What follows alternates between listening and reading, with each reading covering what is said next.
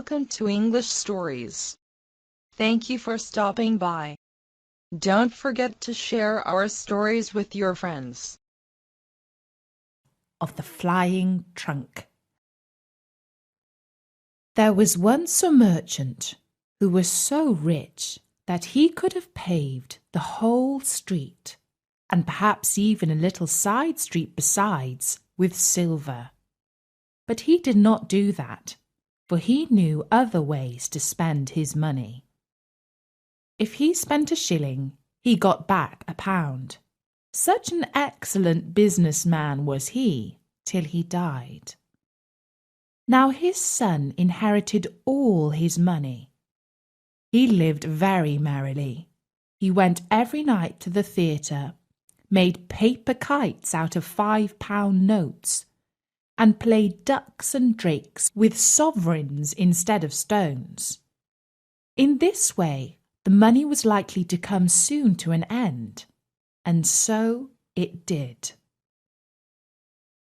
At last, he had nothing left but 4 shillings, and he had no clothes except a pair of slippers and an old dressing gown.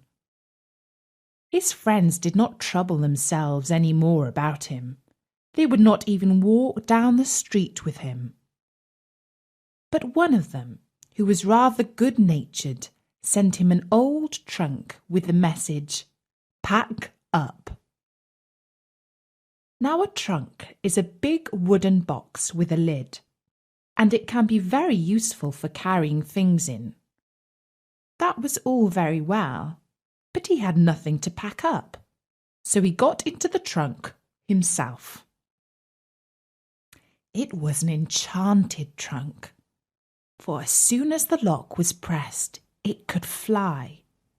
He pressed it, and away he flew in it up the chimney, high into the clouds, further and further away. But whenever the bottom gave a little creak, he was in terror lest the trunk should go to pieces, for then he would have turned a dreadful somersault and fallen through the clouds onto the ground. Just think of it! But the trunk did not give way, and on he flew. In this way he arrived at the land of the Turks. He hid the trunk in a wood under some dry leaves, and then walked into the town. He could do that quite well, for all the local people were dressed not so differently from him, in gowns and slippers. He met a nanny with a child. "Hulloa, Miss Nanny," said he. "What is that great castle there close to the town? The one with the windows so high up?" "The Sultan's daughter lives there," she replied. "It is prophesied that she will be very unlucky in her husband, and so no one is allowed to see her except when the Sultan and Sultana are by. As you probably know, the Sultan and Sultana were the names for the King and Queen of Turkey." "Thank you," said the merchant's son, and he went into the wood, sat himself in his trunk, flew onto the roof, and crept through the window into the princess's room. She was lying on the sofa asleep, and was so beautiful that the young merchant had to kiss her. Then she woke up, and was very much frightened, but he said he was a Turkish god who had come through the air to see her, and that pleased her very much. They sat close to each other, and he told her a story about her eyes. They were beautiful dark lakes in which her thoughts swam about like mermaids, and her forehead was a snowy mountain, grand and shining. These were lovely stories. Then he asked the princess to marry him, and she said yes at once. "But you must come here on Saturday," she said, "for then the Sultan and the Sultana are coming to tea with me. They will be indeed proud that I received the god of the Turks. But mind you, have a really good story ready, for my parents like them immensely. My mother likes something rather moral and high-flown, and my father likes something merry to make him laugh." Then he flew away, bought himself a new dressing gown, and sat down in the wood and began to make up a story, for it had to be ready by Saturday, and that was no easy matter. When he had it ready, it was Saturday.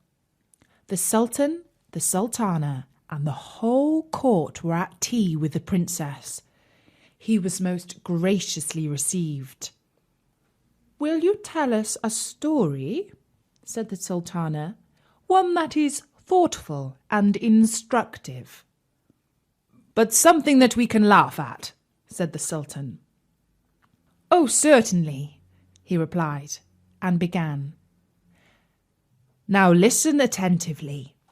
There was once a box of matches, which lay between a tinder box and an old iron pot, and they told the story of their youth. We wooden matches used to be the branches of the green fir trees. Every morning and evening the dew sparkled on us like diamonds, and the whole day long we had sunshine, and the little birds used to tell us stories. We were very rich, because the other trees only dressed in summer, but we had green leaves for our clothes in summer and in winter. Then the woodcutter came, and our family was split up. We have now the task of making light for people. That is why we live in the kitchen." "My fate was quite different," said the iron pot, near which the matches lay. "Since I came into the world, I have been many times scoured clean with a wire brush, and I can tell you, it doesn't feel very pleasant. And besides that, I have cooked ever so many dinners. My only pleasure is to have a good chat with my companions when I am lying nice and clean in my place after dinner." "Now you are talking too fast," spluttered the fire. "Yes, let us decide who is the prettiest," said the matches. "No, I don't like talking about myself," said the pot. "What a beautiful beginning," said all the plates. "That's a story will please us all." And the end was just as good as the beginning. All the plates clattered for joy. "Now I will dance," said the fire tongue, who used to pick up coal for the fire with her legs. And she danced. Oh, how high she could kick! The old chair cover in the corner split when he saw her. The kettle would have sung, but she said she had a cold. She could not sing unless she boiled. In the window was an old quill pen made out of a feather for dipping into ink. There was nothing remarkable about her, except that she had been dipped too deeply into the ink, but she was very proud of that. "If the kettle will not sing," said she, "outside the door hangs a nightingale in a cage who will sing." "I don't think it's right," said the kettle, "that such a beautiful bird should be kept in a cage and made to sing for entertainment." "Oh, let us have some play acting," said everyone. "Do let us." Suddenly the door opened and the servant girl came in. Everyone was quite quiet. There was not a sound, but each pot thought he was the cleverest and the best-looking object in the kitchen.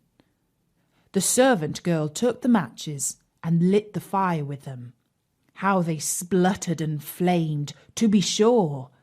"Now everyone can see," they thought, "that we are the prettiest. How we sparkle! What a light we make! We're so bright and beautiful." But in that moment they were burnt out, and the matches were no more. And that was the end of the young man's story. "That was a delightful story," said the Sultana. I quite feel myself in the kitchen with the matches. Yes, now you shall marry our daughter." "Yes, indeed," said the Sultan. "You shall marry our daughter on Monday." And they treated the young man as one of the family.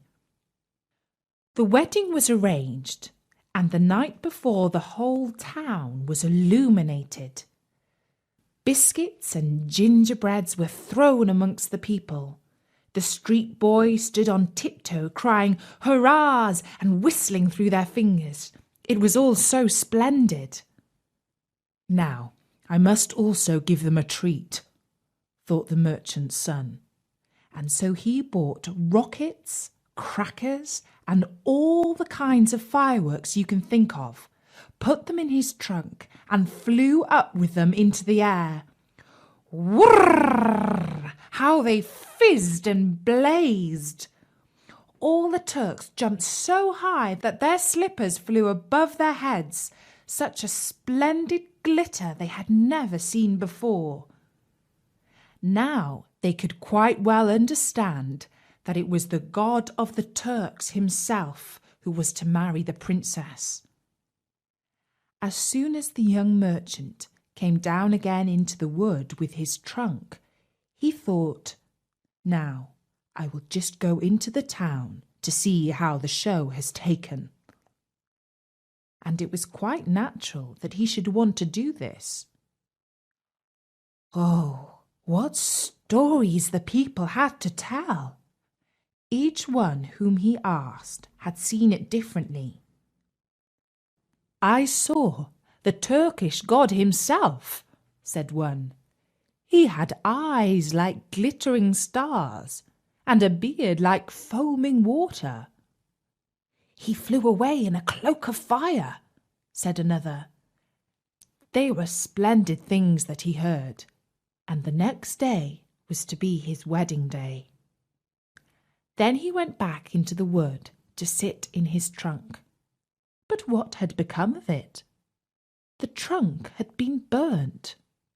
A spark of the fireworks had set it alight, and the trunk was in ashes.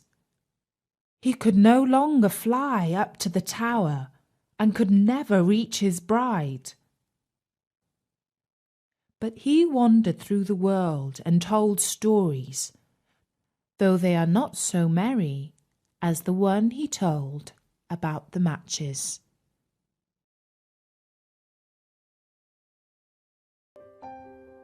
Continue your learning and listen to an English story.